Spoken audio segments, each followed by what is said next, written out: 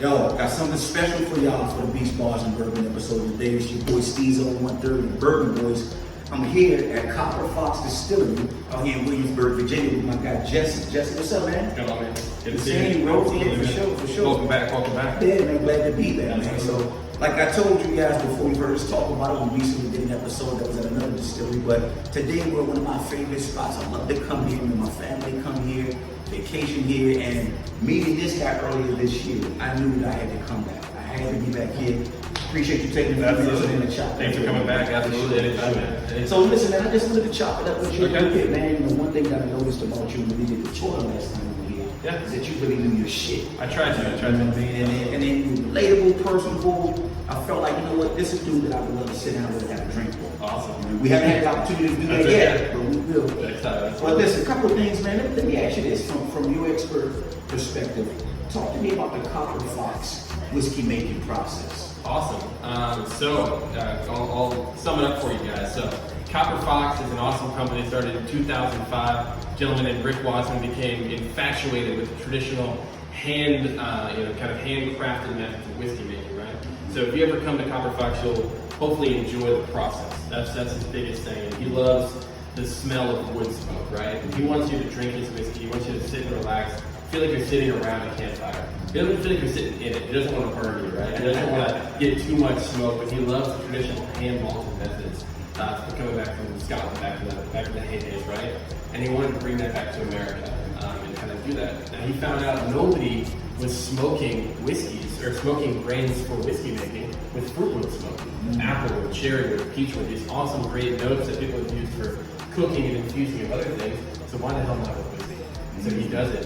He turns out, makes a few barrels out of it. Yeah. Worked out pretty well for the guy. Looks like it. And so he wanted to hand malt and keep the human element intact, doing it the old-fashioned way, but for the new American market. So that's kind of the operation that he sits in right now.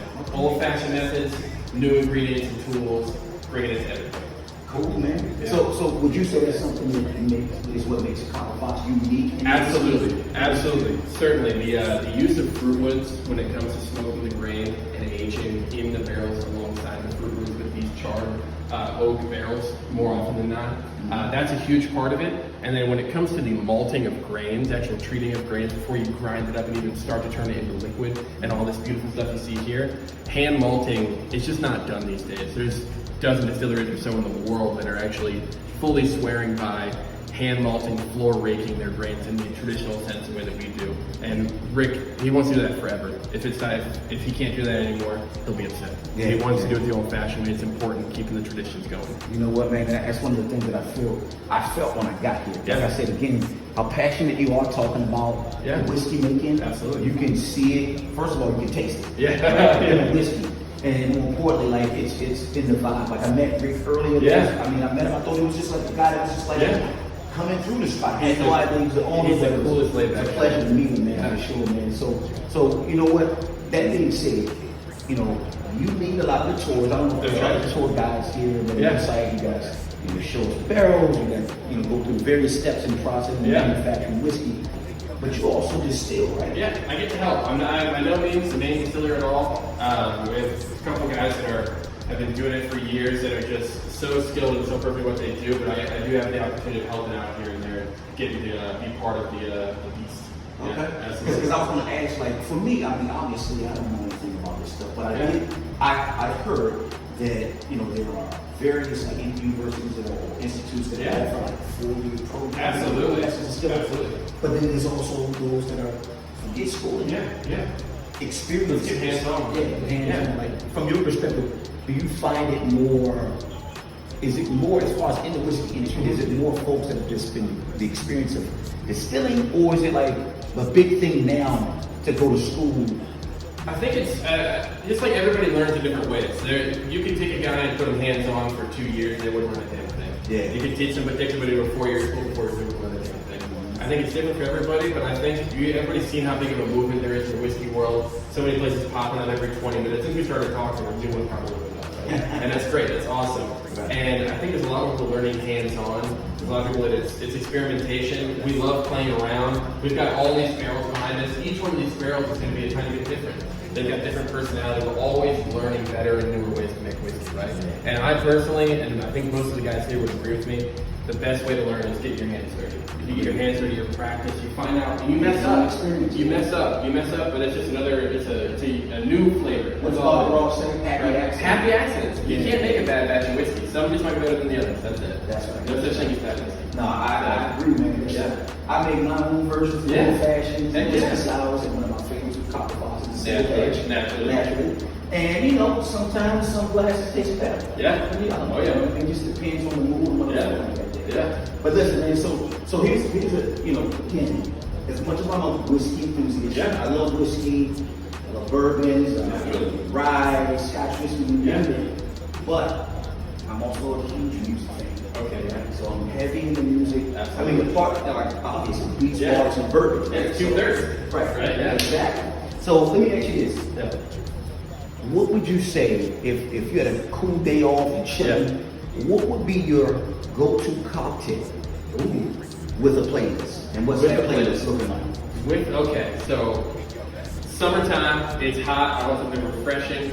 I'd probably make something like a mint julep. So it's bourbon heavy, but you've got this lighter, that sugar, that mint, something that gives you that light, refreshing edge over a whole bunch of ice. Gotta stay hydrated, right, this summer. I'm listening to something like that. You know, I'd probably, I mean, we were talking about it earlier, I'd probably throw on something from back when I was a little bit younger that got me excited about hip hop. I'd probably throw on, I gotta say it again, I'd throw on some older Lupe, you gotta get me started. I put on some of that stuff, absolutely. Just something that's gonna put me in a headspace that makes me want to think, but also relax and also be uplifted and challenged all at the same time. And like we talked about, I can do it all day. There's no artist that can embody all the different emotions in one album at the same time to almost overload you, but to the point of relaxation. That's my thing. That's the way to put it. What you call it the urban shinobi. I call it the Cornell West of rap. Absolutely. You know what I mean? So he's a Lupe fan, I'm biased, but guess what? Nobody's here to fight. Yeah, absolutely. Absolutely, yeah. Yo, you know what was crazy is this, man? Like the Whiskey Washback. If you don't know about it, check out Whiskey Washback by the Bourbon Collective. Good group of folks over there, the Bourbon Boyz. We're going to be there this year in November. Yo, I would love to see Copper Fox. I don't know if you guys are planning to or in the future. We'd love to. We'd love to. Out there in Washington, D.C. I think it'll be at the Hamilton this year. But Copper Fox deserves a name in there. People would really appreciate that stuff. I hope we can get plugged in with it. We're gonna have to talk about it and make it happen. I don't see a way around doing it. Yeah, we'll have for to. sure. We'll have to be there this year. Yeah. So Jesse, Absolutely. again, man, I appreciate you taking a few minutes to talk to one of the Bourbon Boys. Absolutely. Thank Who you, could guys. be here, but selfishly speaking, I'm glad I got to kick it. Yeah, absolutely. Thank you, bro. Anytime, man. Good to see you. You're welcome anytime. Yeah. Everybody's welcome anytime. That's right. There just might be a little special welcome for you. Copper Fox Distillery in Williamsburg, Virginia. They got a location in Sperryville too. Absolutely. Up in the mountains. Come find us. Exactly. Absolutely.